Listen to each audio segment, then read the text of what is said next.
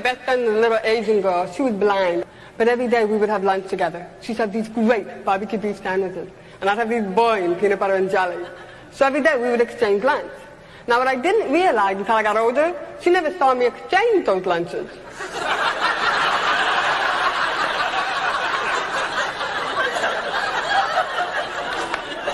But then again, I never heard her complain about it either. One of the first times that I did learn as a child was good morning. And I got to tell you, as a kid, I was so excited that I could communicate that the very next family reunion, I went up to everybody and I signed, "Good morning."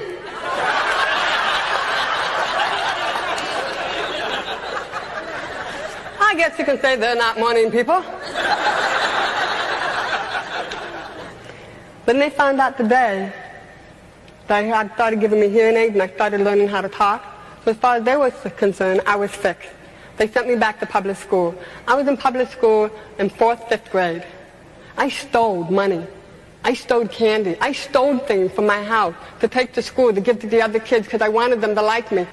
So I'm in school and I'm saying, "Hi, you would like me to be my friend?" I just want to be accepted. I wanted to be a part of something.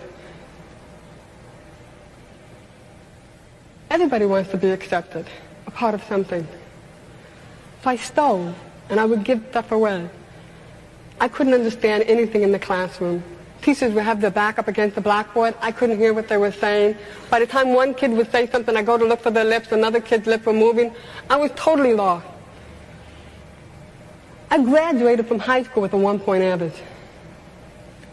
I didn't know what to do with my life. I was so lost and so confused for so long. So by the time I was 20 years old, I've tried committing suicide 5 different times. Now, there are going to be some things I'm not going to be successful at. And there's not a day that goes by where I don't thank God for letting me fail at least 5 different times. When I was 20 years old, I was laying on a beach sunbathing. A lifeguard jeep ran me over. Talk about not knowing what your job description is. The jeep ran over my face, stomach, chest, side, and back. I was laid up for 5 years. I died at the scene of the accident. I saw life after death. At least I believe I did. When it happened to me, when the jeep ran over my face, I opened my eyes and I saw the bottom of the jeep. And I could see the 2 rear wheels coming at me. And all I could think about is I need to protect my head. So I went to put my hand up above my head, and unfortunately when I did that, the rear wheels took my elbows and took me and turned me. The next thing I remembered, everything turned the most beautiful blue, a blue I yet to see on this earth. I was totally surrounded by it. And then the brightest, whitest cloud came toward me. And all I could remember was, no, I'm not ready yet. And I just sat there, I'm not ready yet. And when I said that, everything faded away. And I saw the paramedics started working on me. Laid up for 5 years. In and out of a wheelchair for 2.5 years. They said I'd never walk again. I figured I didn't hear them. I got up and I left.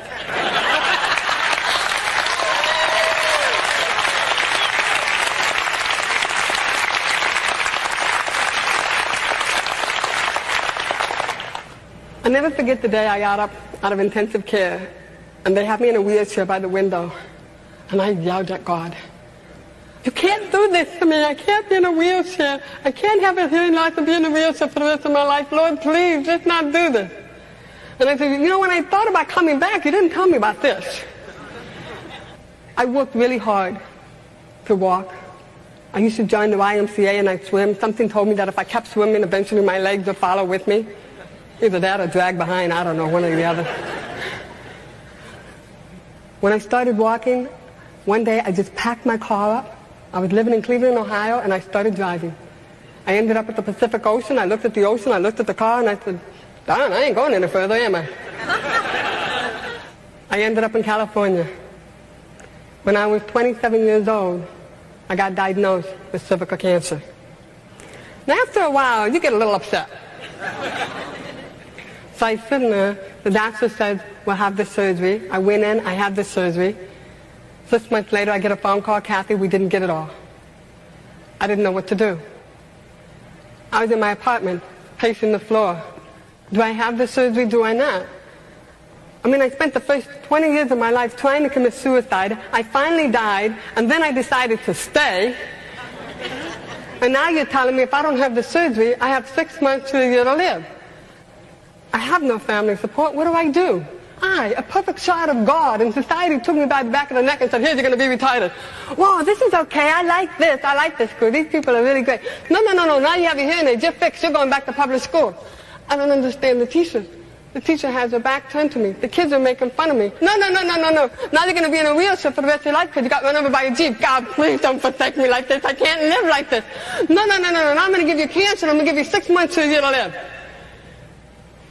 This is where I learned how to say, no. Hear this. How dare you say I cannot talk? How dare you say I cannot walk? How dare you say I cannot have a life? How dare me for listening to you?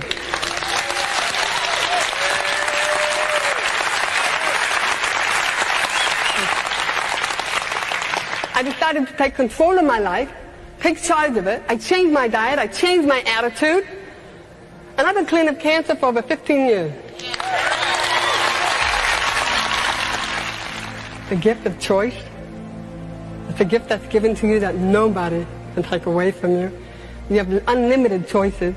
If you make the wrong choice, you can try to correct it with another choice to make it right. Your life is the most precious gift you'll ever have. And it's the only one you have. You'll come into this world alone, you will leave alone. Who you meet in between is the challenge of how you deal with your life. Remember, no matter how bad something is in your life, it has a time limit. And women, we know we can drag something bad on forever.